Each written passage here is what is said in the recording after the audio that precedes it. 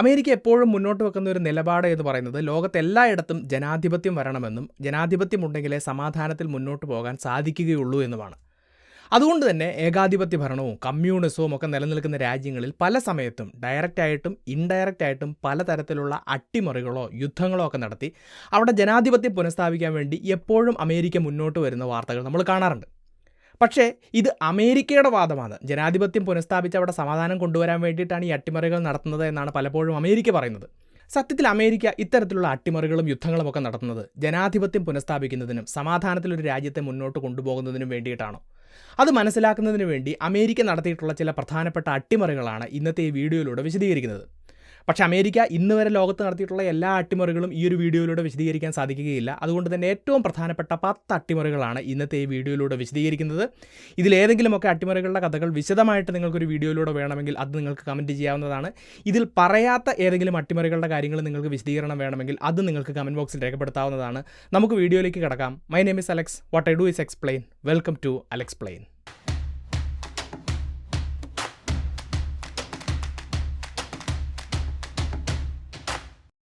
ഇന്നത്തെ ഈ വീഡിയോയിൽ വിശദീകരിക്കുന്ന അമേരിക്കൻ അട്ടിമറികളിലെ ആദ്യത്തെ അട്ടിമറി എന്ന് പറയുന്നത് 21-ാം നൂറ്റാണ്ടിലോ 20-ാം നൂറ്റാണ്ടിലോ ഒന്നും സംഭവിച്ചതല്ല, 19-ാം നൂറ്റാണ്ടിൽ സംഭവിച്ചതാണ്. 1893 അമേരിക്കയുടെ അടുത്ത് കിടക്കുന്ന പസഫിക്കിലെ ദ്വീപരാഷ്ട്രമായ ഹവായിലായിരുന്നു ആ അട്ടിമറി നടന്നത്. അപ്പോൾ ഹവായിൽ എന്താണ് സംഭവിക്കുന്നതെന്ന് ചോദിച്ചു കഴിഞ്ഞാൽ, ഹവായി ട്രോപ്പിക്കൽ പ്രദേശത്തുള്ള ഒരു രാജ്യമായതുകൊണ്ട് തന്നെ കൃഷിക്കൊക്കെ വളരെ അനുയോജ്യമായിട്ടുള്ള ഒരു കാലാവസ്ഥയാണ് അവിടെ ഉള്ളത്.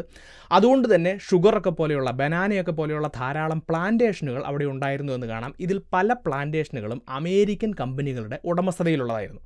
അപ്പോൾ ഇത്തരം പ്ലാന്റേഷനുകളുടെയും അതിരിക്കുന്ന സ്ഥലങ്ങളുടെയും ഒക്കെ അധികാരവും കൺട്രോളും ഒക്കെ അമേരിക്കൻ കമ്പനികളുടെ കയ്യിലിരിക്കുക എന്ന് പറയുന്നത് വളരെ ഇമ്പോർട്ടൻ്റ് ആയിട്ടുള്ള കാര്യമാണ്. അപ്പോൾ അതിൻ്റെ ഭാഗമായി 1887 അവിടുത്തെ രാജാവിനെ ഗൺ പോയിന്റിൽ നിർത്തിക്കൊണ്ട് അമേരിക്ക ഒരു പുതിയ കോൺസ്റ്റിറ്റ്യൂഷൻ സൈൻ ചെയ്യിക്കുന്നുണ്ട്. ആ കോൺസ്റ്റിറ്റ്യൂഷനിലൂടെ ഈ പ്ലാന്റേഷനുകളുടെ ഒക്കെ വലിയ അധികാരം അമേരിക്കൻ കമ്പനികളുടെ കയ്യിലേക്ക് പോകുന്നുണ്ട്.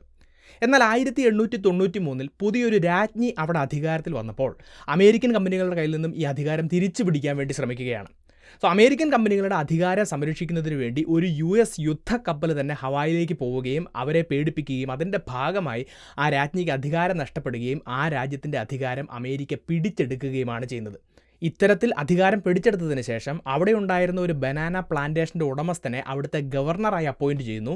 1898 ഹവായിയെ പിടിച്ചെടുത്ത് അല്ലെങ്കിൽ അനക്സ് ചെയ്ത് അമേരിക്കയുടെ ഒരു ടെറിട്ടറിയാക്കി മാറ്റുന്നു. 1950കളിൽ അമേരിക്കയുടെ 50ാമത്തെ സംസ്ഥാനമായി ഈ ഹവായി മാറുകയും ചെയ്യുന്നു. അപ്പോൾ അവിടുത്തെ രാജഭരണത്തിൽ നിന്നും അവരെ രക്ഷിച്ച് അവിടെ ജനാധിപത്യം കൊണ്ടുവരുന്നതിന് വേണ്ടിയിട്ടാണ് ഈ ഒരു അട്ടിമറി നടത്തിയത് എന്ന് അമേരിക്ക പറയുന്നുണ്ടെങ്കിലും ഈ ഒരു അട്ടിമറി നടന്ന് 100 വർഷങ്ങൾക്ക് ശേഷം 1993 അമേരിക്ക ഹവായിലെ ജനങ്ങളോട് ഒഫീഷ്യലായിട്ട് മാപ്പ് പറയുകയും ചെയ്യുന്നുണ്ട് എന്നുള്ളത് മനസ്സിലാക്കുക. ഇനി ഇവിടുത്തെ രണ്ടാമത്തെ അട്ടിമറി നടക്കുന്നത് 1933 ക്യൂബയിലായിരുന്നു എന്ന് കാണാം. അപ്പോൾ നമ്മൾ നോക്കുകയാണെങ്കിൽ ക്യൂബ, പ്യൂർട്ടോറിക്കോ, ഗുവാം, ഫിലിപ്പീൻസ് പോലെയുള്ള സ്ഥലങ്ങളെല്ലാം സ്പാനിഷ് കോളനികളായിരുന്നു, സ്പെയിൻ്റെ കോളനികളായിരുന്നു എന്ന് കാണാം. അപ്പോൾ ആ ഒരു സമയത്ത് ലോകത്തിൻ്റെ വിവിധ ഭാഗങ്ങളിൽ യൂറോപ്യൻ രാജ്യങ്ങൾക്ക് കോളനികൾ ഉണ്ടായിരുന്നുവെങ്കിലും സ്പെയിൻ്റെ കോളനികളെ ലിബറേറ്റ് ചെയ്യാൻ വേണ്ടിയിട്ട് അമേരിക്ക സഹായിക്കുകയാണ്. അതെന്തുകൊണ്ടാണെന്ന് ചോദിച്ചു കഴിഞ്ഞാൽ അത് കോളനിവൽക്കരണത്തിനെതിരെയല്ല, മറിച്ച് ഈ പറഞ്ഞിട്ടുള്ള ക്യൂബ, ഗുവാം, പ്യൂർട്ടോറിക്കോ പോലെയുള്ള സ്ഥലങ്ങളെല്ലാം അമേരിക്കയുടെ തൊട്ടടുത്ത് കിടക്കുന്ന സ്ട്രാറ്റജിക് ആയിട്ടുള്ള സ്ഥലങ്ങളാണ് എന്ന് മാത്രമല്ല, ഈ ക്യൂബയൊക്കെ നോക്കുകയാണെങ്കിൽ ഞാൻ നേരത്തെ ഹവായിയുടെ കാര്യം പറഞ്ഞതുപോലെ ഒരുപാട് അമേരിക്കൻ കോർപ്പറേഷനുകൾക്ക് വലിയ വലിയ ഷുഗർ പ്ലാന്റേഷനുകൾ ഉണ്ടായിരുന്നു എന്ന് കാണാം. നമ്മൾ നോക്കുകയാണെങ്കിൽ ക്യൂബയെ വിളിക്കുന്നത് ലോകത്തിൻ്റെ പഞ്ചസാര കിണ്ണമെന്നാണ്. അപ്പോൾ ഇത്തരത്തിലുള്ള ബിസിനസ് ഇൻട്രസ്റ്റുകൾ സംരക്ഷിക്കുന്നതിനും ഇത്തരം പ്രദേശങ്ങളുടെ ആ ഒരു സ്ട്രാറ്റജിക് ലൊക്കേഷൻ എന്നുള്ള അഡ്വാൻറ്റേജ് ഉപയോഗിക്കുന്നതിന് വേണ്ടിയിട്ടാണ് അമേരിക്ക സ്പാനിഷ് കോളനികളെ മാത്രം സഹായിക്കുന്നത്. 1898 സ്പാനിഷ് അമേരിക്കൻ യുദ്ധം നടക്കുകയും ഇതിൽ അമേരിക്ക വിജയിക്കുകയും സ്പാനിഷ് കോളനികളായിരുന്ന ഗുവാം, പ്യൂർട്ടോറിക്കോ അതുപോലെ തന്നെ ഫിലിപ്പീൻസ് പോലെയുള്ള സ്ഥലങ്ങളുടെ എല്ലാം കൺട്രോൾ അമേരിക്കയുടെ കയ്യിലേക്ക് വരികയും 1902 ക്യൂബ ഒരു സ്വതന്ത്ര രാജ്യമായി മാറുകയും ചെയ്യുന്നു. അപ്പോൾ ക്യൂബ എന്ന ഈ സ്വതന്ത്ര രാജ്യത്തെ അമേരിക്ക അംഗീകരിക്കുന്നുണ്ടെങ്കിലും അമേരിക്കയുടെ മിലിറ്ററി ഇൻ്റർവെൻഷൻ പല സമയത്തും അവിടെ ഉണ്ടാവുന്നത് കാണാം. അപ്പോൾ ഇത്തരത്തിൽ ക്യൂബയുടെ ഗവൺമെൻറ്റിൻ്റെ ഭാഗത്തു നിന്നും അവിടുത്തെ ജനങ്ങളുടെ ഭാഗത്തു നിന്നും ഇടയ്ക്കിടയ്ക്ക് എതിർപ്പുകൾ ഉണ്ടാകുമ്പോൾ സൈനിക നടപടികൾ നടത്താൻ വേണ്ടി അമേരിക്കയ്ക്ക് സാധിക്കുകയില്ല. അമേരിക്ക പറഞ്ഞാൽ കേൾക്കുന്ന അമേരിക്കയുടെ ഒരു പപ്പറ്റ് ഗവൺമെൻറ് അവിടെ അധികാരത്തിൽ വരണമെന്ന് അമേരിക്ക തീരുമാനിക്കുകയാണ്. അപ്പോൾ അതിൻ്റെ ഭാഗമായിട്ട് 1933 അമേരിക്കൻ ഗവൺമെൻറ്റിൻ്റെ സപ്പോർട്ടോടുകൂടി ക്യൂബയിൽ ഒരു ഭരണ അട്ടിമറി നടക്കുകയും അമേരിക്കൻ ബാക്ക്ഡ് ആയിട്ടുള്ള ബാറ്റിസ്റ്റ എന്ന് പറഞ്ഞിട്ടുള്ള ഒരാൾ ക്യൂബയുടെ പ്രസിഡൻ്റായ അധികാരത്തിൽ വരികയും ചെയ്യുന്നു. പിന്നീട് അങ്ങോട്ട് അമേരിക്കയ്ക്ക് വലിയ രീതിയിലുള്ള ലാഭങ്ങളാണ് ലഭിക്കുന്നത്. പ്ലാന്റേഷനുകളിൽ നിന്നും അമേരിക്കൻ കോർപ്പറേറ്റുകൾ വലിയ രീതിയിലുള്ള ലാഭം ഉണ്ടാക്കുന്നു. ഇതിൻ്റെ ഭാഗമായി ക്യൂബ എന്ന രാജ്യത്തിന് കിട്ടുന്ന പണം മുഴുവൻ ബാറ്റിസ്റ്റ ഗവൺമെൻറ്റും അതിനകത്തിരിക്കുന്ന ആളുകൾ കൈക്കലാക്കുകയും ചെയ്യുന്നു. ക്യൂബയിലെ ജനങ്ങളുടെ ജീവിതം ദുസ്സഹമായിട്ട് മുന്നോട്ട് പോകുന്നു. അപ്പോൾ ഈ രീതിയിൽ 1959 വരെ കാര്യങ്ങൾ മുന്നോട്ട് പോകുമ്പോൾ ജനങ്ങളുടെ എതിർപ്പ് വലിയ രീതിയിൽ ഉയർന്നു വരികയും അതൊരു വിപ്ലവത്തിൽ കലാശിക്കുകയും ചെയ്യുകയാണ്. അതിനെയാണ് ക്യൂബൻ റവല്യൂഷൻ എന്ന് പറയുന്നത്. ഈ റവല്യൂഷനിലൂടെ ഒരു കമ്മ്യൂണിസ്റ്റ് നേതാവായിട്ടുള്ള ഫിഡൽ കാസ്ട്രോ അധികാരത്തിലേക്ക് എത്തുകയാണ്. അങ്ങനെ വെസ്റ്റേൺ ഹെമിസ്ഫിയറിലെ ആദ്യ കമ്മ്യൂണിസ്റ്റ് രാജ്യമായിട്ട് ക്യൂബ മാറുകയാണ്. അപ്പോൾ അമേരിക്കയെ സംബന്ധിച്ചിടത്തോളം ഇത് വലിയൊരു പ്രശ്നമാണ്. കാരണം അവിടുത്തെ പ്ലാന്റേഷനുകളുടെ കൺട്രോൾ പോയി എന്ന് മാത്രമല്ല, കോൾഡ് വാർ ഒക്കെ നടക്കുന്ന സമയത്ത് അമേരിക്കയുടെ തൊട്ടടുത്ത് ഒരു കമ്മ്യൂണിസ്റ്റ് രാജ്യം വന്നു കഴിഞ്ഞാൽ അവർക്ക് സുരക്ഷാപരമായിട്ടുള്ള പ്രശ്നങ്ങളൊക്കെ ഉള്ളതുകൊണ്ട് ഏത് വിധേനയും ഈ ഗവൺമെൻറ്റിനെ അട്ടിമറിക്കുന്നതിന് വേണ്ടിയിട്ടുള്ള ഒരുപാട് കാര്യങ്ങൾ അമേരിക്ക ചെയ്യുന്നുണ്ട്. അതിൻ്റെ ഏറ്റവും വലിയ ഉദാഹരണമാണ് 1961 ബേ ഓഫ് പിഗ്സ് ഇൻവേഷൻ എന്ന് പറയുന്നത്. പക്ഷേ ഈ അട്ടിമറി ശ്രമങ്ങളൊക്കെ പരാജയപ്പെടുകയാണ്. അതുകൊണ്ട് തന്നെ ക്യൂബൻ നേതാവായിട്ടുള്ള ഫിഡൽ കാസ്ട്രോയെ തന്നെ വകവരുത്താനുള്ള നടപടികൾ അമേരിക്കയുടെ ഭാഗത്തുനിന്നുണ്ടാകുന്നു. ഇപ്പം തന്നെ അമേരിക്കയുടെ അപ്പർ ഹൗസ് ആയിട്ടുള്ള സെനറ്റിൻ്റെ select committee on intelligence operations പുറത്തുവിട്ടിട്ടുള്ള ഒരു റിപ്പോർട്ടിൽ പറയുന്നത് മിനിമം 8 തവണയെങ്കിലും അമേരിക്ക ഫിഡൽ കാസ്ട്രോയെ വകവരുത്താൻ അല്ലെങ്കിൽ കൊലപ്പെടുത്താൻ ശ്രമിച്ചിട്ടുണ്ട് എന്നാണ്. എക്സ്പ്ലോഡ് ചെയ്യുന്ന സിഗാറ്, വിഷം നിറച്ച പേന പോലെയുള്ള പല മാർഗ്ഗങ്ങൾ ഉപയോഗിച്ച് അതിന് ശ്രമിച്ചിട്ടുണ്ടെങ്കിലും അതെല്ലാം പരാജയപ്പെടുകയാണ് എന്നുള്ള കാര്യം മനസ്സിലാക്കുക. സോ ക്യൂബ എന്ന രാജ്യത്ത് കമ്മ്യൂണിസ്റ്റ് ഭരണമാണ്, ഏകാധിപത്യ ഭരണമാണ്. അതിനെ നശിപ്പിക്കുന്നതിന് വേണ്ടിയിട്ടാണ് ഈ അട്ടിമറികൾ നടത്തുന്നത് എന്ന് അമേരിക്ക ഒഫീഷ്യലായി പറയുന്നുണ്ടെങ്കിലും ഈ രാജ്യത്തെ പ്ലാന്റേഷനിൽ നിന്നും അമേരിക്കൻ കമ്പനികൾക്ക് കിട്ടുന്ന ലാഭം മുന്നോട്ട് കൊണ്ടുപോകാനും അതുപോലെ തന്നെ ഈ രാജ്യം അമേരിക്കയുടെ അടുത്ത് കിടക്കുന്നതുകൊണ്ട് അമേരിക്കയുടെ ചൊൽപ്പടിക്ക് നിർത്തുന്നതിനും വേണ്ടിയിട്ടാണ് ഈ അട്ടിമറിയും മറ്റു കാര്യങ്ങളുമൊക്കെ അമേരിക്ക നടത്തിയത് എന്നുള്ളത് മനസ്സിലാക്കുക. ഇനി അടുത്ത അട്ടിമറി നടക്കുന്നത് 1950കളിലാണ് എന്ന് കാണാം. ആ ഒരു സമയമായപ്പോഴത്തേക്കും രണ്ടാം ലോക മഹായുദ്ധം അവസാനിക്കുന്നു. അമേരിക്ക ഒരു ഗ്ലോബൽ സൂപ്പർ പവറായി മാറാനുള്ള അവരുടെ അംബിഷൻ മുന്നോട്ട് വെക്കുന്നു. അമേരിക്കയുടെയും സോവിയറ്റ് യൂണിയൻ്റെയും ഇടയിൽ ശീതയുദ്ധം ആരംഭിക്കുന്നു. അതുപോലെ തന്നെ 1947 അമേരിക്കയിൽ ഒരു പുതിയ ഏജൻസി നിലവിൽ വരികയാണ്. അതിനെയാണ് സെൻട്രൽ ഇൻ്റലിജൻസ് ഏജൻസി അഥവാ CIA എന്ന് പറയുന്നത്. പിന്നീട് അമേരിക്ക നടത്തുന്ന എല്ലാ അട്ടിമറികളുടെയും പിന്നിൽ CIA ആണ് പ്രവർത്തിക്കുന്നത് എന്ന് നമുക്ക് കാണാം. അപ്പോൾ അവർ നോർത്ത് അമേരിക്ക, സൗത്ത് അമേരിക്ക എന്നീ കോണ്ടിനെൻറ്റുകളിൽ നിന്ന് മാറി ലോകത്തിലെ മറ്റ് ഭാഗങ്ങളിലേക്ക് അവരുടെ ഇൻഫ്ലുവൻസ് വർദ്ധിപ്പിക്കാൻ വേണ്ടി അമേരിക്ക ശ്രമിക്കുകയാണ്. ഇതിൻ്റെ ഭാഗമായിട്ടാണ് 1953 ഇറാനിൽ ഒരു അട്ടിമറി നടക്കുന്നത്. അപ്പോൾ ഇറാനിൽ എന്താണ് സംഭവിക്കുന്നതെന്ന് ചോദിച്ചു കഴിഞ്ഞാൽ 1953 അവിടെ ജനാധിപത്യപരമായി തിരഞ്ഞെടുക്കപ്പെട്ടിട്ടുള്ള ഒരു നേതാവ് അധികാരത്തിലേക്ക് വരികയാണ്. അദ്ദേഹത്തിൻ്റെ പേരാണ് മുഹമ്മദ് മൊസാദേഖ് എന്ന് പറയുന്നത്. അപ്പോൾ ഇറാൻ ധാരാളം എണ്ണ നിക്ഷേപമുള്ളൊരു രാജ്യമാണ്. എങ്കിലും അവിടുത്തെ എണ്ണ കമ്പനികളെല്ലാം ആംഗ്ലോ ഇറാനിയൻ ഓയിൽ കമ്പനികളായിരുന്നു. എന്ന് പറഞ്ഞു കഴിഞ്ഞാൽ ഈ എണ്ണ കച്ചവടത്തിൻ്റെ പ്രധാനപ്പെട്ട ലാഭമെല്ലാം കൊണ്ടുപോയിരുന്നത് ബ്രിട്ടീഷുകാരായിരുന്നു എന്ന് കാണാം. അപ്പോൾ ഈ ലാഭമെല്ലാം ഇറാനിലെ ജനങ്ങൾക്ക് കിട്ടുന്നതിന് വേണ്ടിയിട്ട് അദ്ദേഹം ഈ എണ്ണ കമ്പനികളെയെല്ലാം നാഷണലൈസ് ചെയ്യുകയാണ്. അപ്പോൾ ബ്രിട്ടനെ സംബന്ധിച്ചിടത്തോളം ഇത് സാമ്പത്തികമായി വലിയൊരു തിരിച്ചടിക്ക് കാരണമാവുകയാണ്. അപ്പോൾ ഏത് വിധേനയും ഈ മൊസാദേഖിൻ്റെ ഗവൺമെൻറ്റിനെ അട്ടിമറിച്ച് ഈ എണ്ണ കമ്പനികളുടെ എല്ലാം അധികാരം തിരിച്ചു പിടിക്കാൻ വേണ്ടി ബ്രിട്ടൻ തീരുമാനിക്കുന്നു. അതിന് അവർ അമേരിക്കയുടെ സഹായം ചോദിക്കുകയാണ്. അപ്പോൾ അമേരിക്കയെ സംബന്ധിച്ചിടത്തോളം അമേരിക്കയെ സപ്പോർട്ട് ചെയ്യുന്ന ഒരു ഗവൺമെൻറ് ഇറാനിൽ അധികാരത്തിൽ വരികയാണെങ്കിൽ അമേരിക്കൻ ഓയിൽ കമ്പനികൾക്കും ഈ ഇറാനിലെ എണ്ണ നിക്ഷേപത്തിൽ നിന്ന് ലാഭമുണ്ടാക്കാൻ സാധിക്കും എന്ന് മാത്രമല്ല, മിഡിൽ ഈസ്റ്റിൽ അമേരിക്കയെ സപ്പോർട്ട് ചെയ്യുന്ന ഒരു രാജ്യം ഉണ്ടാവുക എന്ന് പറയുന്നത് സ്ട്രാറ്റജിക്കലിയും വളരെ ഇമ്പോർട്ടൻ്റ് ആണ്. അപ്പോൾ ഇതിനു വേണ്ടി അമേരിക്ക CIA മിഡിൽ ഈസ്റ്റ് ബ്യൂറോയുടെ ചീഫിനെ തന്നെ ഇറാനിലേക്ക് അയക്കുകയാണ്.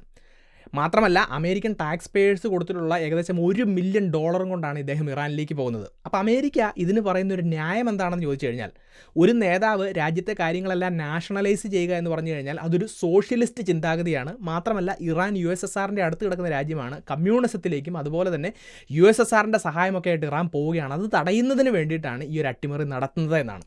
ഇനി ഈ ഒരു അട്ടിമറി എങ്ങനെയാണ് നടത്തിയതെന്ന് ചോദിച്ചു കഴിഞ്ഞാൽ ആദ്യം ചെയ്യുന്നത് ഇറാനിലെ വിവിധ ഗ്രൂപ്പ് ഓഫ് ആളുകളെല്ലാം പണം കൊടുത്ത് ബ്രൈബ് ചെയ്യുകയാണ്.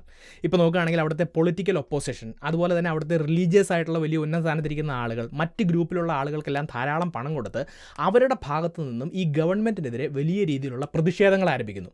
അതുപോലെ തന്നെ ഇറാനിലെ റിലീജിയസ് ഇൻസ്റ്റിറ്റ്യൂഷൻസിനെതിരെ, അവിടുത്തെ പള്ളികൾക്കെതിരെയും മറ്റ് സ്ഥാപനങ്ങൾക്കെതിരെയുമെല്ലാം ഇത്തരത്തിൽ പണം കൊടുത്ത് ആളുകളെ കൊണ്ട് ആക്രമണം നടത്തുകയും ഈ ആക്രമണങ്ങൾക്ക് പിന്നിൽ ഈ മൊസാദേഖിൻ്റെ ഗവൺമെൻറ് ആണ് എന്ന് പറഞ്ഞ് പരത്തുകയും ചെയ്യുന്നു. അപ്പോൾ ഈ രീതിയിൽ പതിയെ പതിയെ ഇറാനിലെ ജനങ്ങളെല്ലാം ബ്രെയിൻ വാഷ് ചെയ്യപ്പെടുകയും അവരെല്ലാം ഈ ഗവൺമെൻറ്റിന് നേരെ തിരിയുകയും അതിൻ്റെ ഭാഗമായിട്ട് ഇറാനിലെ പല സ്ഥലങ്ങളിലും വലിയ രീതിയിലുള്ള അൺറസ്റ്റുകളും പ്രശ്നങ്ങളുമൊക്കെ ഉണ്ടാവുകയും ഒടുവിൽ ഈ പ്രസിഡൻഷ്യൽ പാലസിന് നേരെ വലിയ രീതിയിലുള്ളൊരു ഷൂട്ടൗട്ട് നടക്കുകയും അതിൻ്റെ ഭാഗമായി മുഹമ്മദ് മൊസാദേഖ് റിസൈൻ ചെയ്യുകയുമാണ് ചെയ്യുന്നത്. പിന്നീട് അദ്ദേഹത്തെ അറസ്റ്റ് ചെയ്യുകയും വിചാരണ ചെയ്യുകയും രാജ്യദ്രോഹ കുറ്റം ചുമത്തി 3 വർഷം ജയിലിലടക്കുകയും പിന്നീട് ജീവിതകാലം മുഴുവൻ വീട്ടുതടങ്കലിലാക്കുകയും ആ വീട്ടുതടങ്കലിൽ കിടന്ന് അദ്ദേഹം മരണപ്പെടുകയും ചെയ്യുന്നുണ്ട്. അപ്പോൾ ഈ പ്രശ്നങ്ങളൊക്കെ നടക്കുമ്പോൾ ഇറാനിലെ പഴയ രാജാവായിരുന്ന ഷാ ഇറാനിലുണ്ടായിരുന്നില്ല. അദ്ദേഹം എക്സൈലിലായിരുന്നു. അദ്ദേഹത്തെ അമേരിക്കയുടെ സഹായത്തോടു കൂടി ഇറാനിലേക്ക് തിരികെ കൊണ്ടുവരികയും കിരീടധാരണ നടത്തി ഇറാൻ്റെ പുതിയ രാജാവായി അധികാരത്തിലേറുകയും ചെയ്യുന്നു. അദ്ദേഹം അമേരിക്കയ്ക്ക് എല്ലാ രീതിയിലുമുള്ള സപ്പോർട്ട് ചെയ്തു കൊടുക്കുന്നു. അപ്പോൾ അതിൻ്റെ ഭാഗമായിട്ട് അമേരിക്കൻ ഓയിൽ കമ്പനികളെല്ലാം ഇറാനിൽ നിന്നും വലിയൊരു ലാഭം ഉണ്ടാക്കാൻ വേണ്ടി തുടങ്ങുകയാണ്. പക്ഷേ ഈ ഷായുടെ നേതൃത്വത്തിലുള്ള ഭരണം ഒരു ഏകാധിപത്യ ഭരണമായിരുന്നു എന്ന് കാണാം. അതിൻ്റെ ഭാഗമായിട്ട് ഇറാനിലെ ജനങ്ങൾക്ക് വലിയ രീതിയിലുള്ള പ്രശ്നങ്ങളുണ്ടാകുന്നു. അവിടുത്തെ എണ്ണ നിക്ഷേപത്തിൽ നിന്നും ഉണ്ടാകുന്ന ലാഭം മുഴുവൻ അമേരിക്കൻ കമ്പനികളും ഷായുടെ നേതൃത്വത്തിലുള്ള അധികാരത്തിലുള്ള ആളുകൾ കൊണ്ടുപോകാൻ തുടങ്ങുന്നു. അപ്പോൾ ഇറാനിലെ സാധാരണക്കാരായിട്ടുള്ള ആളുകളുടെ ഭാഗത്തു നിന്നും ഈ ഷാ ഭരണകൂടത്തിനെതിരെ വലിയ രീതിയിലുള്ള ഒരു അമർഷം ഉണ്ടാവുകയും ഇത്തരത്തിലുള്ള പ്രതിഷേധങ്ങൾ വളർന്നു വന്ന് 1979 ഇറാനിൽ ഒരു വലിയ വിപ്ലവം, ഇറാനിയൻ റവല്യൂഷൻ നടക്കുകയും നമ്മൾ ഇന്ന് കാണുന്ന ഇസ്ലാമിക് റിപ്പബ്ലിക് ഓഫ് ഇറാൻ എന്ന് പറഞ്ഞിട്ടുള്ള ഭരണകൂടം അധികാരത്തിൽ വരികയും ചെയ്യുന്നു. അപ്പോൾ ഒരു ആൻറ്റി അമേരിക്കൻ ഇമോഷനിലൂടെയാണ് ഈ ഒരു ഗവൺമെൻറ് അധികാരത്തിൽ വരുന്നത്. അന്ന് മുതൽ ഇങ്ങോട്ട് ഇറാനും അമേരിക്കയും തമ്മിലുള്ള ശത്രുതയിൽ അവർ മുന്നോട്ട് പോകുന്നതെന്ന് നമുക്ക് കാണാം. ഇപ്പോഴും നമ്മൾ ഇറാൻ്റെയും അമേരിക്കയുടെയും ഇടയിൽ നടക്കുന്ന പ്രശ്നങ്ങളുടെ തുടക്കമെന്ന് പറയുന്നത് 1953 ഈ ഒരു അട്ടിമറിയിലൂടെയാണ് എന്നുള്ളത് മനസ്സിലാക്കുക. ഇനി അടുത്ത അട്ടിമറി നടക്കുന്നത് വീണ്ടും അമേരിക്കൻ കോണ്ടിനെൻറ്റിലാണ്. 1954 ഗ്വാട്ടിമാലയിലാണ് അത് നടക്കുന്നത്. ഗ്വാട്ടിമാലയിലും ഡെമോക്രാറ്റിക്കലി എലക്റ്റഡ് ആയിട്ടുള്ള ഒരു ലീഡറായിരുന്നു അധികാരത്തിലുണ്ടായിരുന്നത്. അദ്ദേഹത്തിൻ്റെ പേരാണ് ജേക്കോബോ ആർബൻസ് എന്ന് പറയുന്നത്. അപ്പോൾ ഈ ഗ്വാട്ടിമാലയുടെ കാര്യത്തിലും ഞാൻ നേരത്തെ ഹവായിയുടെയും ക്യൂബയുടെയും ഒക്കെ കാര്യം പറഞ്ഞതുപോലെ ട്രോപ്പിക്കൽ ക്ലൈമറ്റ് ആയതുകൊണ്ട് കൃഷിക്ക് വളരെ അനുയോജ്യമായിട്ടുള്ള ഭൂമിയായിരുന്നു. അപ്പോൾ അവിടെ അമേരിക്കൻ ഉടമസ്ഥതയിലുള്ള ഒരു ഫ്രൂട്ട് കമ്പനി ഉണ്ടായിരുന്നു. അവർ വലിയ വലിയ ബനാന പ്ലാന്റേഷനുകളായിരുന്നു അവരുടെ കീഴിലുണ്ടായിരുന്നത്. ഈ ഗ്വാട്ടിമാല എന്ന രാജ്യത്തിൻ്റെ 42% ഭൂമിയും ഈ ഒരു ഫ്രൂട്ട് കമ്പനിയുടെ കയ്യിലായിരുന്നു എന്ന് കാണാം. അപ്പോൾ ഈ പ്ലാന്റേഷൻ ബിസിനസ്സിൻ്റെ ഭാഗമായിട്ടുള്ള ലാഭമെല്ലാം ഈ അമേരിക്കൻ കമ്പനി കൊണ്ടുപോവുകയായിരുന്നു എന്ന് മാത്രമല്ല, ഇതിൻ്റെ ഭാഗമായി ഒരു നികുതി പോലും അവർ ഈ രാജ്യത്തിന് കൊടുത്തിരുന്നുമില്ല. അപ്പോൾ ഈ പുതിയ പ്രസിഡന്റ് അധികാരത്തിൽ വന്നു കഴിഞ്ഞപ്പോൾ ഈ കമ്പനിയുടെ കയ്യിലുണ്ടായിരുന്ന വേക്കൻ്റ് ആയിട്ട് കിടക്കുന്ന ഭൂമിയെല്ലാം പിടിച്ചെടുക്കുകയും അത് ഗ്വാട്ടിമാലയിലെ കർഷകർക്ക് കൊടുക്കുകയും ചെയ്യുന്നു എന്ന് മാത്രമല്ല, ഈ കമ്പനിയോട് അവരുടെ ലാഭത്തിൻ്റെ വിഹിതം നികുതിയായിട്ട് ഗ്വാട്ടിമാലയ്ക്ക് കൊടുക്കണമെന്ന് പറയുകയും ചെയ്യുന്നു. അവരുടെ അധികാരത്തിന് മുകളിൽ വലിയൊരു കടന്നുകയറ്റമാണ് ഈ പ്രസിഡന്റിൻ്റെ ഭാഗത്തു നിന്നും ഉണ്ടാകുന്നത്. അപ്പോൾ ഈ ഫ്രൂട്ട് കമ്പനിക്ക് വലിയൊരു തിരിച്ചടി ഉണ്ടാകുന്നുണ്ട്. ഒരു കാര്യം കൂടെ മനസ്സിലാക്കുക, ഈ തിരിച്ചടി അമേരിക്കയിലെ ചില ഉന്നതരെയും ബാധിക്കുന്നുണ്ട്. ഇപ്പോൾ തന്നെ അന്നത്തെ അമേരിക്കൻ ഗവൺമെൻറ്റിലെ സെക്രട്ടറി ഓഫ് സ്റ്റേറ്റ് എന്ന് പറഞ്ഞിട്ടുള്ള ആൾ ഈ ഫ്രൂട്ട് കമ്പനിയുടെ തന്നെ കീഴിലുള്ള ഒരു ലോ ഫേമിൽ വർക്ക് ചെയ്തിരുന്ന ആളായിരുന്നു. എന്ന് മാത്രമല്ല, അന്നത്തെ അമേരിക്കയിലെ CIA ഡയറക്ടർ ഈ ഫ്രൂട്ട് കമ്പനിയുടെ ബോർഡ് ഓഫ് ഡയറക്ടേഴ്സിലെ ഒരു മെമ്പറുമായിരുന്നു. അപ്പോൾ അമേരിക്കൻ ഗവൺമെൻറ്റിലെ ഉന്നതരായിട്ടുള്ള ആളുകൾ കൂടി ഭാഗമായിട്ടുള്ള ഈ ഒരു ഫ്രൂട്ട് കമ്പനിക്ക് ഗ്വാട്ടിമാലയിലെ അധികാരവും സ്ഥലങ്ങളും എല്ലാം തിരിച്ചു കൊടുക്കുന്നതിന് വേണ്ടിയിട്ടാണ് ഒരു അല്ലെങ്കിൽ ഒരു അട്ടിമറിയിലേക്ക് അമേരിക്ക കടക്കുന്നത് എന്ന് നമുക്ക് കാണാം. പക്ഷേ ഈ ഒരു സമയത്ത് അമേരിക്ക പറയുന്ന ന്യായം എന്ന് പറയുന്നത് ഭൂമി കോർപ്പറേറ്റുകളുടെ കയ്യിൽ നിന്നും പിടിച്ചെടുത്ത് കർഷകർക്ക് വീതിച്ചു കൊടുക്കുക എന്ന് പറയുന്നത് ഒരു സോഷ്യലിസ്റ്റ് ആശയമാണ്. അതുകൊണ്ട് ഒരു കമ്മ്യൂണിസ്റ്റ് രാജ്യമായിട്ട് ഈ ഗ്വാട്ടിമാല മാറാൻ പോവുകയാണ്. അത് നടക്കാതിരിക്കുന്നതിന് വേണ്ടിയിട്ടാണ് ഈ അട്ടിമറി നടത്തുന്നത് എന്നാണ്. അപ്പോൾ ഇതിനുവേണ്ടി അവർ ചെയ്യുന്നത് ഇറാനിൽ ചെക്ക് ചെയ്തതുപോലെ തന്നെ ഒരു പ്രൊപ്പഗണ്ട, ആളുകളുടെ ഇടയിലേക്ക് ഫേക്ക് ന്യൂസും പ്രൊപ്പഗണ്ടയും പരത്തുകയാണ്. അപ്പോൾ അമേരിക്കയുടെ ഫ്ലോറിഡ എന്ന് പറഞ്ഞിട്ടുള്ള സംസ്ഥാനത്തെ മയാമി എന്ന് പറഞ്ഞിട്ടുള്ള സ്ഥലത്ത് നിന്നും അവരൊരു റേഡിയോ സ്റ്റേഷൻ ആരംഭിക്കുകയും ഈ റേഡിയോ ഗ്വാട്ടിമാലയിൽ സംപ്രേഷണം ചെയ്യുകയും ചെയ്യുകയാണ്. അപ്പോൾ ഗ്വാട്ടിമാലയിലെ ആളുകൾ ഇത് കേൾക്കുമ്പോൾ ഒരു ലോക്കൽ ഗ്വാട്ടിമാല റേഡിയോ സ്റ്റേഷൻ പോലെയാണ് അവർക്കിത് തോന്നുന്നത്. അപ്പോൾ ഈ റേഡിയോ പ്രഭാഷണങ്ങളിലൂടെ അല്ലെങ്കിൽ ഈ റേഡിയോ സംപ്രേഷണത്തിലൂടെ അവിടുത്തെ പ്രൊപ്പഗണ്ട, ഈ ഗവൺമെൻറ്റിനെതിരെയുള്ള പ്രൊപ്പഗണ്ട, ഈ ഗവൺമെൻറ്റിനെതിരെ വലിയ രീതിയിലുള്ള പ്രൊട്ടസ്റ്റുകൾ നടക്കുന്നു, ഏത് നിമിഷവും ഈ ഗവൺമെൻറ് താഴെ പോകും മുതലായ വാർത്തകൾ അവർ ആളുകളുടെ ഇടയിൽ പ്രചരിപ്പിക്കുകയാണ്. ഇനി ഇത് മാത്രമല്ല, ഈ ഗ്വാട്ടിമാലയിൽ നിന്നൊക്കെ പുറത്താക്കപ്പെട്ടിട്ടുള്ള ക്രിമിനലുകൾക്ക് ആയുധങ്ങളും ട്രെയിനിങ്ങും ഒക്കെ കൊടുത്ത് അമേരിക്ക അവരെ കൊണ്ട് ഈ ഗ്വാട്ടിമാലയിലേക്ക് ഒരു ഇൻവേഷൻ നടത്തുകയും ചെയ്യുന്നു. അപ്പോൾ ഈ രീതിയിൽ അവിടുത്തെ ഗവൺമെൻറ്റിനെ അട്ടിമറിക്കാൻ വേണ്ടി അമേരിക്ക മുന്നോട്ട് വെച്ച ആ ഒരു പ്രൊജക്റ്റിനെയാണ് ഓപ്പറേഷൻ PB സക്സസ് എന്ന് പറയുന്നത്. അപ്പോൾ ഇതിൻ്റെ ഭാഗമായിട്ട് ആളുകളെല്ലാം ബ്രെയിൻ വാഷ് ചെയ്യപ്പെടുകയും അവർ ഗവൺമെൻറ്റിനെതിരെ തിരിയുകയും ഇത്തരത്തിലുള്ളൊരു ഇൻവേഷൻ നടക്കുകയും കൂടെ ചെയ്തു കഴിഞ്ഞപ്പോൾ അവിടുത്തെ പ്രസിഡന്റിന് ഗത്യന്തരമില്ലാതെ രാജിവെക്കേണ്ടി വരികയാണ്. അപ്പോൾ ഈ രീതിയിൽ പ്രസിഡന്റ് പുറത്തുപോയി കഴിഞ്ഞപ്പോൾ അമേരിക്ക ഹാൻഡ് പിക്ക് ചെയ്ത കാസ്റ്റിലോ അർമാസ് എന്ന് പറഞ്ഞിട്ടുള്ള ഒരാൾ അവിടുത്തെ നേതാവായി ഉയർന്നു വരുന്നു. അദ്ദേഹത്തിൻ്റെ നേതൃത്വത്തിൽ ആ രാജ്യത്തെ ജനങ്ങൾ, പഴയ പ്രസിഡന്റിനെയൊക്കെ സപ്പോർട്ട് ചെയ്ത ജനങ്ങൾക്കെതിരെ വലിയ രീതിയിലുള്ള അടിച്ചമർത്തലാണ് ഉണ്ടാകുന്നത്. എന്ന് മാത്രമല്ല, അമേരിക്കൻ ഫ്രൂട്ട് കമ്പനിക്ക് എല്ലാവിധത്തിലുള്ള സ്വാതന്ത്ര്യവും ആ രാജ്യത്ത് അനുവദിച്ചു കൊടുക്കുന്നു. അപ്പം അതിൻ്റെ ഭാഗമായി ആ രാജ്യത്തെ ഭൂരിഭാഗം പണവും ആ കമ്പനി കൊള്ളയടിക്കുന്നു. ബാക്കി വരുന്ന പണം ഇദ്ദേഹത്തിൻ്റെ നേതൃത്വത്തിലുള്ള ഗവൺമെൻറ്റും കൊള്ളയടിക്കുകയും ആ രാജ്യം പലതരത്തിലുള്ള പ്രശ്നങ്ങളിലേക്കും പട്ടിണിയിലേക്കും ഒക്കെ കടന്നു പോവുകയും ചെയ്യുന്നു. അപ്പോൾ കേവലം ഒരു ബനാന കമ്പനിയുടെ ഇൻട്രസ്റ്റുകൾ സംരക്ഷിക്കുന്നതിന് വേണ്ടിയിട്ടാണ് ഈ ഗ്വാട്ടിമാല എന്ന് പറഞ്ഞിട്ടുള്ള രാജ്യത്ത് ഇതുപോലൊരു അട്ടിമറി നടത്തിയത് എന്നുള്ള കാര്യം മനസ്സിലാക്കാം. ഇനി അടുത്തതായി അമേരിക്ക തങ്ങളുടെ ഇൻഫ്ലുവൻസ് വർദ്ധിപ്പിക്കുന്നതിന് വേണ്ടി മറ്റൊരു കോണ്ടിനെൻറ്റിലേക്ക് പോവുകയാണ്, ആഫ്രിക്കയിലേക്ക്. 1960 ആഫ്രിക്കൻ രാജ്യമായിട്ടുള്ള കോങ്കോയിലാണ് അടുത്ത അട്ടിമറി നടക്കുന്നത്. ഇപ്പോൾ കോങ്കോ നോക്കുകയാണെങ്കിൽ കോങ്കോ ബെൽജിയത്തിൻ്റെ ഒരു കോളനി ആയിരുന്നു എന്ന് കാണാം. 1960 അവർക്ക് സ്വാതന്ത്ര്യം ലഭിക്കുകയും ഡെമോക്രാറ്റിക്കലി ഒരു ലീഡർ എലക്ട് ചെയ്യപ്പെട്ട അവിടുത്തെ പ്രസിഡൻ്റായിട്ട് മാറുകയും ചെയ്യുന്നു. അദ്ദേഹത്തിൻ്റെ പേരാണ് പാട്രീസ് ലുമുംബ. അപ്പോൾ ഇദ്ദേഹത്തിൻ്റെ നേതൃത്വത്തിലുള്ള ഗവൺമെൻറ്റിനെതിരെ അമേരിക്കയുടെ ഭാഗത്തു നിന്നും പല ആരോപണങ്ങൾ ഉയർന്നു വരികയാണ്. സോഷ്യലിസ്റ്റ് ആശയങ്ങളും കമ്മ്യൂണിസ്റ്റ് ആശയങ്ങളുമൊക്കെയാണ് ഇവർ പ്രചരിപ്പിക്കുന്നത്. ഇവർ USSRനോട് കൂടുതൽ അടുക്കുകയാണ് എന്നുള്ള ആരോപണങ്ങൾ ഉയർന്നു വരുന്നു. പക്ഷേ സത്യത്തിൽ ഈ കോങ്കോ എന്ന് പറഞ്ഞിട്ടുള്ള രാജ്യത്ത് വലിയ രീതിയിലുള്ള യുറേനിയം നിക്ഷേപം ഉണ്ടായിരുന്നു. ഇപ്പോൾ തന്നെ നമ്മൾ നോക്കുകയാണെങ്കിൽ അമേരിക്കയുടെ നേതൃത്വത്തിലുള്ള മാൻഹാട്ടൻ പ്രൊജക്റ്റിന് ഏറ്റവും കൂടുതൽ യുറേനിയം വന്നിരിക്കുന്നത് ബെൽജിയത്തിൻ്റെ കീഴിലുണ്ടായിരുന്ന ഈ കോങ്കോയിൽ നിന്നുമായിരുന്നു എന്ന് കാണാം. മാത്രമല്ല ഈ 1960 എന്ന് പറയുന്നത് അമേരിക്കയുടെയും USSRൻ്റെയും ഇടയിൽ ഒരു ന്യൂക്ലിയർ ആംസ് റേസ് നടക്കുന്ന ഒരു കാലഘട്ടമാണ്. അപ്പോൾ ഈ യുറേനിയം നിക്ഷേപത്തിൻ്റെ മുകളിൽ അമേരിക്കയുടെ കൺട്രോൾ ഉണ്ടാവണമെന്ന് അവർ ആഗ്രഹിക്കുകയും അതിൻ്റെ ഭാഗമായിട്ട് അമേരിക്കയുടെ താളത്തിനൊത്ത് തുള്ളുന്ന ഒരു ഗവൺമെൻറ്റിനെ ഇവിടെ അധികാരത്തിൽ കൊണ്ടുവരാനും അതിനുവേണ്ടി ഈ ഗവൺമെൻറ്റിനെ അട്ടിമറിക്കാൻ വേണ്ടി അമേരിക്ക ശ്രമിക്കുകയുമാണ് ചെയ്യുന്നത്. അപ്പോൾ ഇവിടെ ചെയ്യുന്നത് നേരത്തെ ഇറാനിലും ഗ്വാട്ടിമാലയിലും ഒക്കെ ചെയ്തതുപോലെ തന്നെ ഇവിടുത്തെ പൊളിറ്റീഷ്യൻസിന്, ഒപ്പോസിഷൻ പാർട്ടിയിൽ നിൽക്കുന്ന പൊളിറ്റീഷ്യൻസിനെ മറ്റാളുകളെല്ലാം പൈസ കൊടുത്ത് അമേരിക്കയുടെ വശത്താക്കുന്നു. മാത്രമല്ല ഈ ഗവൺമെൻറ്റിനെതിരെ പലതരത്തിലുള്ള പ്രൊപ്പഗാണ്ടകൾ അവിടുത്തെ ആളുകളുടെ ഇടയിൽ പ്രചരിപ്പിക്കുന്നു. ഇനി അതിനോടൊപ്പം ഈ പാട്രിസ് ലുമുംബ ഈ കോങ്കോയിലെ ഫിഡൽ കാസ്ട്രോ ആണെന്ന് പറഞ്ഞുകൊണ്ട് ഫിഡൽ കാസ്ട്രോയ്ക്കെതിരെ നടത്തിയതുപോലെ പല സമയത്തും അസാസിനേഷൻ അറ്റംപ്റ്റുകളും അമേരിക്കയുടെ ഭാഗത്ത് നിന്ന് നടക്കുകയാണ്. പക്ഷേ ഈ വധശ്രമങ്ങളെല്ലാം പരാജയപ്പെടുന്നു. അപ്പോൾ അതിൻ്റെ ഭാഗമായി 1961 അമേരിക്കയുടെ കയ്യിൽ നിന്നും കൈക്കൂലി വാങ്ങിയിരുന്ന ഇവിടുത്തെ പൊളിറ്റീഷ്യൻസ് എല്ലാം ഈ പാട്രിസ് ലുമുംബയുടെ ഗവൺമെൻറ്റിനുള്ള പിന്തുണ പിൻവലിക്കുന്നു. അപ്പോൾ അതിൻ്റെ ഭാഗമായി ഇദ്ദേഹം പുറത്താകുന്നു. ഇദ്ദേഹത്തെ പിന്നീട് അറസ്റ്റ് ചെയ്യുന്നുണ്ട്. 1961 ഇദ്ദേഹത്തിൻ്റെ രാഷ്ട്രീയ എതിരാളികൾ ഇദ്ദേഹത്തെ കൊലപ്പെടുത്തുകയും ചെയ്യുന്നുണ്ട്.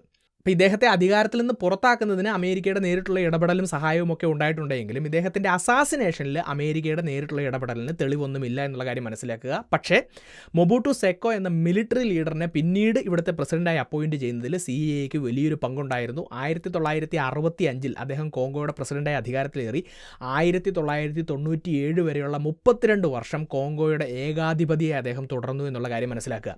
രാജ്യങ്ങളുടെ ജനാധിപത്യം സംരക്ഷിക്കുന്നതിന് വേണ്ടിയിട്ടാണ് അമേരിക്ക ഇത്തരത്തിലുള്ള അട്ടിമറികൾ നടത്തുന്നതെങ്കിലും ജനാധിപത്യപരമായി തെരഞ്ഞെടുത്ത ഒരു നേതാവിനെ പുറത്താക്കി ഒരു ഏകാധിപതിയുടെ കയ്യിലേക്ക് രാജ്യത്തിൻ്റെ അധികാരം കൊടുക്കുകയാണ് അമേരിക്ക ഇവിടെ ചെയ്തത് എന്നുള്ളത് മനസ്സിലാക്കുക. ഇനി അമേരിക്കയുടെ നേതൃത്വത്തിലുള്ള അടുത്ത അട്ടിമറിക്ക് ഒരു പ്രത്യേകതയുണ്ട്. ഇതുവരെയുള്ള അട്ടിമറി നടന്നതിന് ശേഷം ആ രാജ്യത്തെ മറ്റ് പ്രശ്നങ്ങളിലേക്ക് തള്ളിവിട്ട് അമേരിക്ക കൈ കഴുകിയിട്ട് പോവുകയാണ് പതിവ്. എന്നാൽ ഇവിടെ അട്ടിമറിക്ക് ശേഷമുണ്ടായ പ്രശ്നങ്ങളിൽ അമേരിക്കയ്ക്ക് ഇടപെടേണ്ടി വരികയും അത് വലിയ ചില നഷ്ടങ്ങൾക്ക് കാരണമാവുകയും ചെയ്തിട്ടുണ്ട്. ആ അട്ടിമറിയാണ് 1963 വിയറ്റ്നാമിലെ അട്ടിമറി എന്ന് പറയുന്നത്. ഇപ്പോൾ വിയറ്റ്നാം നമ്മൾ നോക്കുകയാണെങ്കിൽ സൗത്ത് വിയറ്റ്നാം, നോർത്ത് വിയറ്റ്നാം എന്നീ 2 രാജ്യങ്ങളുണ്ടായിരുന്നു. ഇതിൽ നോർത്ത് വിയറ്റ്നാം ഒരു കമ്മ്യൂണിസ്റ്റ് ഗവൺമെൻറ്റിൻ്റെ കീഴിലായിരുന്നു. എന്നാൽ സൗത്ത് വിയറ്റ്നാം അമേരിക്കയുടെ അമേരിക്കയെ സപ്പോർട്ട് ചെയ്യുന്ന ഒരു ഗവൺമെൻറ്റിൻ്റെ കീഴിലായിരുന്നു എന്ന് കാണാം.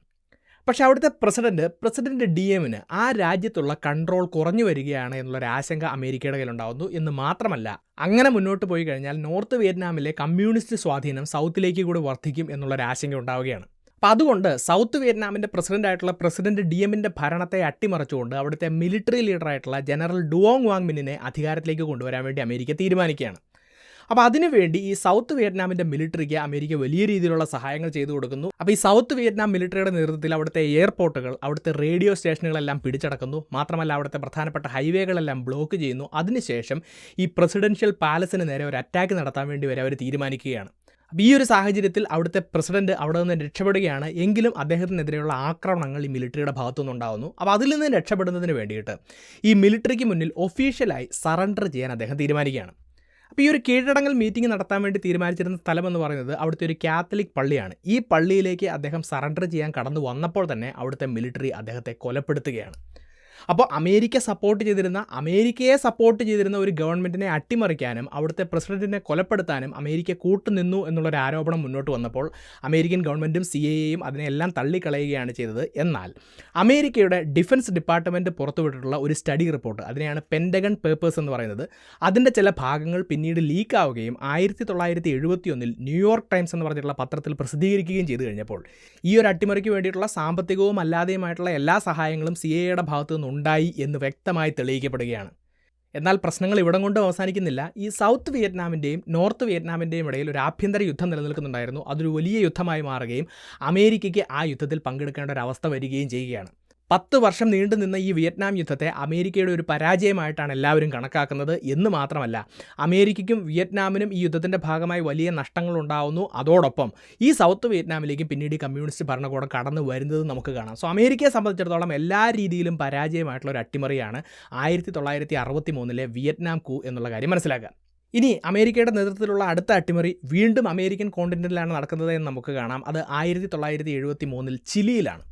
1970 സാൽവദോർ അലൻഡെ എന്ന് പറഞ്ഞിട്ടുള്ള ഒരു സോഷ്യലിസ്റ്റ് നേതാവ് ചിലിയുടെ പ്രസിഡന്റായി തിരഞ്ഞെടുക്കപ്പെടുകയാണ്. അപ്പോൾ അന്നത്തെ അമേരിക്കൻ പ്രസിഡന്റ് റിച്ചാർഡ് നിക്സൺ, ഒരു കമ്മ്യൂണിസ്റ്റ് നേതാവ്, ഒരു കാരണവശാലും ചിലിയുടെ അധികാരത്തിൽ വരാൻ പാടില്ല എന്ന് പറയുന്നു. ഇനി അഥവാ അദ്ദേഹം അധികാരത്തിൽ വന്നു കഴിഞ്ഞാൽ എത്രയും പെട്ടെന്ന് അവിടെ ഒരു അട്ടിമറി നടത്തി ഭരണമാറ്റം നടത്തണമെന്ന് തീരുമാനിക്കുന്നു.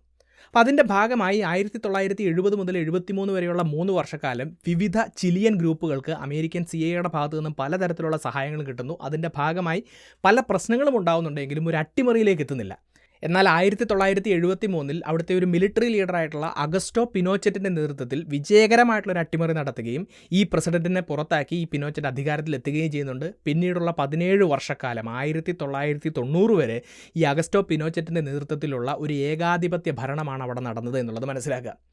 പക്ഷേ ഈ ഒരു അട്ടിമറിയിൽ 1973 അട്ടിമറിയിൽ അമേരിക്കയുടെയോ CIA പങ്ക് വ്യക്തമാക്കുന്ന തെളിവുകളൊന്നും പുറത്തു വന്നിട്ടില്ല. പക്ഷേ എല്ലാ എക്സ്പേർട്സും പറയുന്നത് ആദ്യത്തെ 3 വർഷക്കാലം അവിടെ അമേരിക്ക നടത്തിയ പ്രശ്നങ്ങളുടെ ആ ഒരു സാഹചര്യം മുതലെടുത്തുകൊണ്ടാണ് 73 അവിടെ ഈ അട്ടിമറി നടന്നത് എന്നാണ്. എന്ന് മാത്രമല്ല, ഈ അട്ടിമറി നടന്നതിന് ശേഷം അമേരിക്കൻ പ്രസിഡന്റും അദ്ദേഹത്തിൻ്റെ നാഷണൽ സെക്യൂരിറ്റി അഡ്വൈസറായിട്ടുള്ള ഹെൻറി കിസിഞ്ചറും തമ്മിലുള്ള ടെലിഫോൺ സംഭാഷണത്തിൻ്റെ ട്രാൻസ്ക്രിപ്റ്റ് പിന്നീട് പുറത്തു വന്നിട്ടുണ്ട്.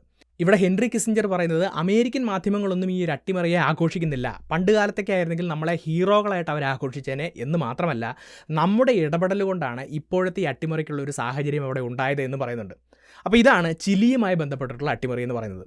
ഇനി അടുത്ത അട്ടിമറി നടക്കുന്നത് വീണ്ടും സെൻട്രൽ അമേരിക്കയിലാണ്. 1989 പനാമയിലാണ് അത് സംഭവിക്കുന്നത്.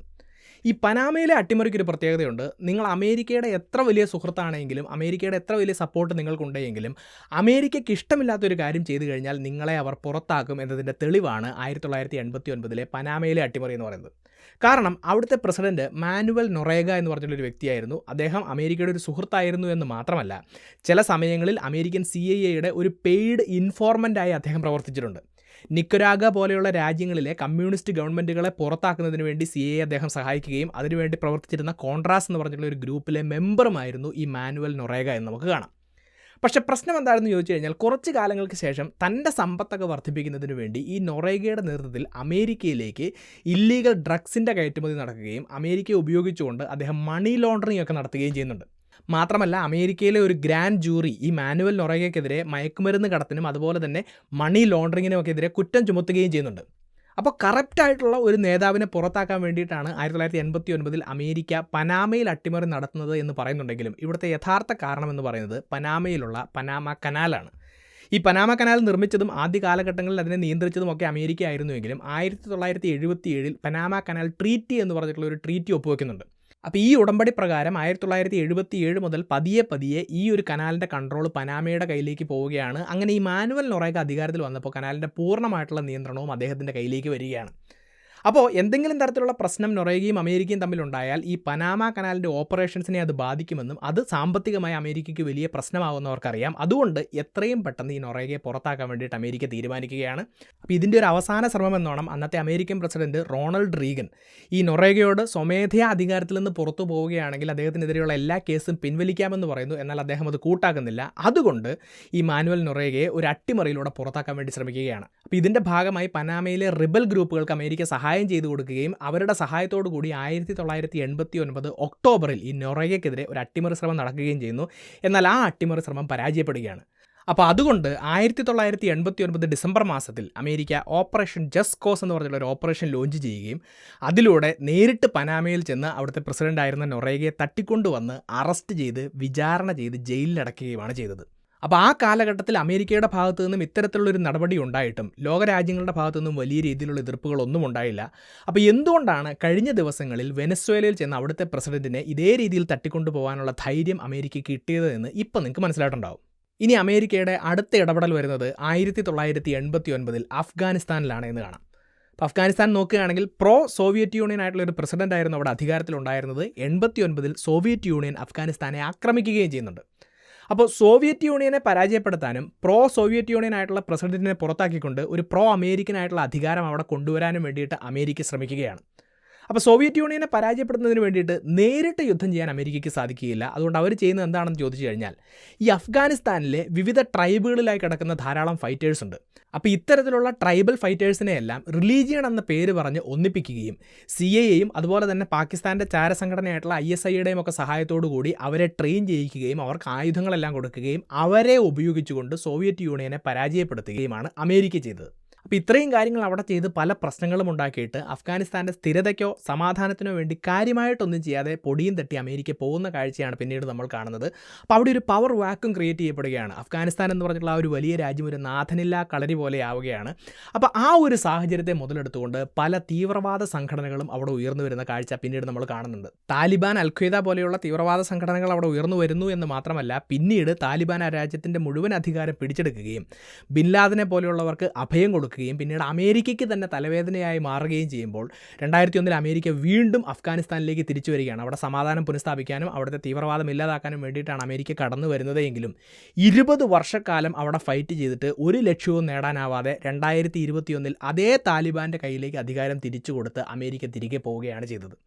സോ അമേരിക്കയുടെ താല്പര്യങ്ങൾ സംരക്ഷിക്കുന്നതിന് വേണ്ടിയിട്ടാണ് അമേരിക്ക അഫ്ഗാനിസ്ഥാനിൽ ഒരു അട്ടിമറി നടത്താൻ വന്നതെങ്കിലും ആ രാജ്യത്തെ മുഴുവൻ കുട്ടിച്ചോറാക്കിയിട്ടാണ് അവരവിടെ നിന്ന് പോയത് എന്നുള്ള കാര്യം മനസ്സിലാക്കുക. ഏകദേശം ഇതിന് സമാനമായിട്ടുള്ള കാര്യമാണ് അടുത്ത അട്ടിമറിയിൽ നടക്കുന്നത്. അതാണ് 2003 ഇറാഖിൽ നടന്നത് എന്ന് നമുക്ക് കാണാം. ഇപ്പോൾ ഇറാഖിൻ്റെ കാര്യം നോക്കുകയാണെങ്കിൽ അവിടുത്തെ നേതാവായിരുന്ന സദാം ഹുസൈൻ ഒരു കാലഘട്ടത്തിൽ അമേരിക്കയ്ക്ക് പ്രിയപ്പെട്ട ആളായിരുന്നു.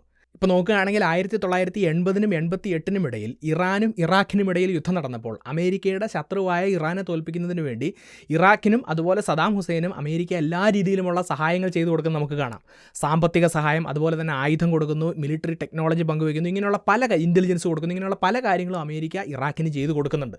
എന്നാൽ ഇതിന് ശേഷം കുറച്ച് കാലങ്ങൾക്ക് ശേഷം ഇതേ സദ്ദാം ഹുസൈൻ തന്നെ സ്വന്തം പണവും അധികാരവും വർദ്ധിപ്പിക്കുന്നതിന് വേണ്ടി പല കാര്യങ്ങളും ചെയ്യുമ്പോൾ അത് അമേരിക്കയ്ക്ക് ഇഷ്ടമില്ലാത്ത കാര്യങ്ങളായി മാറുമ്പോൾ അദ്ദേഹം അമേരിക്കയുടെ ശത്രുവായി മാറുകയാണ്.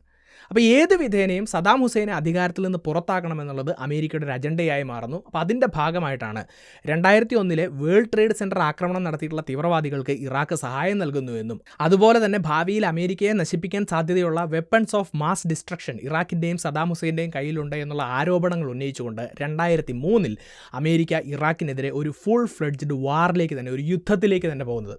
കുറച്ച് കാലം കൊണ്ട് തന്നെ സദാം ഹുസൈനെ അധികാരത്തിൽ നിന്ന് പുറത്താക്കാനൊക്കെ അമേരിക്കയ്ക്ക് സാധിച്ചിരുന്നു എങ്കിലും ഈ യുദ്ധത്തിന് ശേഷം 2 കാര്യങ്ങളാണ് പുറത്തേക്ക് വരുന്നത്. ഒന്നാമത്തേതെന്ന് പറയുന്നത് അമേരിക്ക നേരത്തെ ആരോപിച്ചതുപോലെ വേൾഡ് ട്രേഡ് സെൻറ്റർ ആക്രമണത്തിന് കാരണക്കാരായിട്ടുള്ള തീവ്രവാദികൾക്ക് ഇറാഖ് സഹായം ചെയ്തുവെന്നോ ഇറാഖിൻ്റെ കയ്യിൽ വലിയ രീതിയിൽ മാരകായുധങ്ങളുടെ ശേഖരമുണ്ട് എന്നൊന്നും കണ്ടെത്താൻ സാധിച്ചില്ല. അപ്പോൾ അമേരിക്ക മുന്നോട്ട് വെച്ചിട്ടുള്ള ആരോപണങ്ങൾ തെറ്റായിരുന്നുവെന്നും ഒരു റെജീം ചേഞ്ച്, അധികാരമാറ്റം അല്ലെങ്കിൽ ഒരു ഭരണ അട്ടിമറി നടത്തുന്നതിന് വേണ്ടിയിട്ട് മാത്രമാണ് അമേരിക്ക യുദ്ധം ചെയ്തത് എന്നും പിന്നീട് വെളിവാവുകയാണ്. ഇനി ഇത് മാത്രമല്ല, അഫ്ഗാനിസ്ഥാനിൽ സംഭവിച്ചതുപോലെ ഒരു ഇന്റരിം ഗവൺമെൻറ്റിനെയൊക്കെ കൊണ്ടുവരാൻ ഇവിടെ അമേരിക്കയ്ക്ക് സാധിച്ചിരുന്നു എങ്കിലും അവിടെ ഒരു പവർ വാക്യൂം ക്രിയേറ്റ് ചെയ്യപ്പെടുകയും അതിൻ്റെ ഭാഗമായി അമേരിക്കയോടുള്ള ശത്രുത അവിടുത്തെ ആളുകളുടെ ഉള്ളിൽ വളർന്നു വരികയും അത് പലതരത്തിലുള്ള തീവ്രവാദ സംഘടനകളും ഉയർന്നു വരുന്നതിന് കാരണമാവുകയും ചെയ്യുകയാണ്. ISIS ഒക്കെ പോലെയുള്ള തീവ്രവാദ സംഘടനകൾ ഉയർന്നു വരുമ്പോൾ അവരിൽ നിന്നെല്ലാം ഇറാഖിനെ രക്ഷിക്കാൻ അല്ലെങ്കിൽ ഇറാഖിൽ ഒരു സമാധാനം കൊണ്ടുവരാൻ വേണ്ടി 2011 വരെ അമേരിക്ക അവിടെ പലതരത്തിലുള്ള യുദ്ധങ്ങളിലും ഏർപ്പെടുന്നുണ്ടെങ്കിലും 2011 ഈ സാഹചര്യങ്ങൾ ഒരു തരത്തിലുമുള്ള ഇമ്പ്രൂവ്മെൻ്റ് ഇല്ലാതെ അല്ലെങ്കിൽ ഇറാഖിൽ ഒരു തരത്തിലുമുള്ള സമാധാനം പുനഃസ്ഥാപിക്കാൻ കഴിയാതെ അമേരിക്ക കൈ കഴുകി അവിടെ നിന്ന് പോവുകയാണ് ചെയ്തത്. ഇറാഖ് എന്ന രാജ്യം ഇന്നും അതിൻ്റെ ഭാഗമായിട്ടുള്ള പ്രശ്നങ്ങളിൽപ്പെട്ട് ഉഴലുകയാണ് എന്ന് നമുക്ക് കാണാൻ കഴിയും. അപ്പോൾ ഇത്രയും കേട്ടതിൽ നിന്നും നിങ്ങൾക്ക് ഒരു കാര്യം വ്യക്തമായിട്ടുണ്ടാവും. വെനസ്വേലൻ പ്രസിഡന്റിനെ അമേരിക്ക തട്ടിക്കൊണ്ടു പോകുമ്പോഴും അതുപോലെ തന്നെ ഇറാനെ ഏത് നിമിഷവും ആക്രമിക്കുമെന്നുള്ള ഭീഷണി ഉയർത്തുമ്പോഴും ഗ്രീൻലാൻഡിനെ പിടിച്ചെടുക്കുമെന്ന് അമേരിക്കൻ പ്രസിഡന്റ് പറയുമ്പോഴുമെല്ലാം അമേരിക്ക എന്തോ പുതിയ കാര്യം ചെയ്യാൻ പോകുന്നു എന്നുള്ള രീതിയിൽ വാർത്തകൾ പുറത്തേക്ക് വരികയും ആളുകൾ അതിനെ വിശദീകരിക്കുകയുമാണ് ചെയ്യുന്നത്.